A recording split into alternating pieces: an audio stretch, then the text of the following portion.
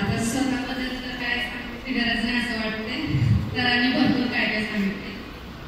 फक्त आता थोडेफार अनुभव आले भरतीच्या आधीचे, भरतीच्या नंतरचे, वर्दी आल्यानंतर, वर्दी यायच्या आधी ते थोडं सांगेन.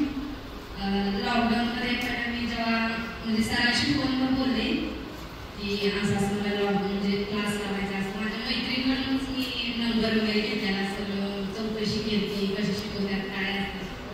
तर सगळे बोलले की हां आहे, चांगलं आहे, सर एक नंबर शिकवतात.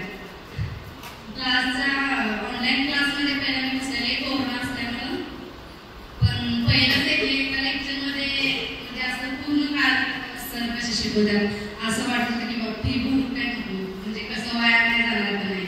आणि तेवढं पैसे मला त्यावेळेस लई मोठी गोष्ट होती, म्हणजे 1,000 जरी म्हणले तरी आम्हाला त्यावेळेस खूप म्हणजे खूप मोठी गोष्ट होती. आम्ही 1-1 रुपयाचा विचार करतो त्यावेळेस.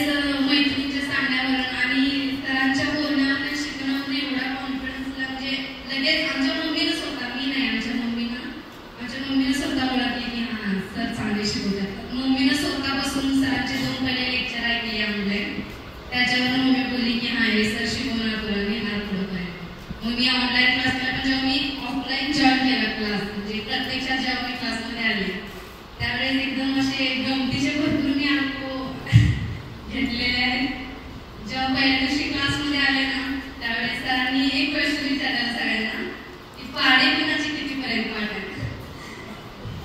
10वी पर्यंत असं काय म्हणजे स्टडीमध्ये माझा एवढा इंटरेस्ट नव्हता.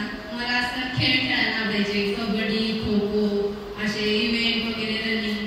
मला भरती म्हणजे एवढंच माहिती होते की ग्राउंड असते, म्हणजे एवढे आपल्याला करायला नाही. हे स्टडी एवढे त्यात विषय, गणित, मराठी, हे सगळं असं काहीच माहिती नव्हतं. ज्यावेळेस मी त्याची जास्त चौकशी केली त्यावेळेस कळलं की बाबा ग्राउंडवर स्टडी पण लागणार. त्यावेळेस म्हटलं आता स्टडी तर करायला पाहिजे. 10वी पर्यंत गणित विषय असं मला पूर्ण डोक्यावर जायचा. कुठल्याच शिक्षकांचा अजूनपर्यंत मला विषयच कळलं, कारण असं बेसिक पासून कोणच शिकवलं नव्हतं. आणि माझं असं ठरतं की मला डायरेक्ट पहिल्या भेटायला, म्हणजे अंगणवाडी, बालवाडी, छोटा गट, मोठा गट असं काय नव्हतं. आणि त्याच्यामुळे मी कधी एवढी इंटरेस्ट घेऊन कधी शिकलेच नाही, कोणताच सब्जेक्ट नाही. फक्त